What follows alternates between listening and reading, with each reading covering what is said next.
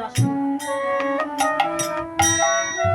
যখন বিদায় সন্ধ্যা ঘনিয়ে আসে তখন প্রত্যেকটি মানুষের সেই দিকে ছুটে যেতে হয়।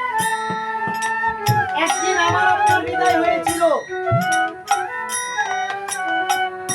কোথায়?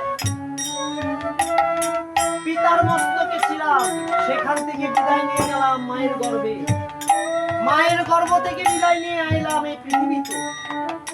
আবার এই পৃথিবী থেকে যখন আমার দ্বিতীয় বিয়ে হলো, সেদিন শেষ রাত্রিতে আবার আপনাকে বিদায় দিয়েছি।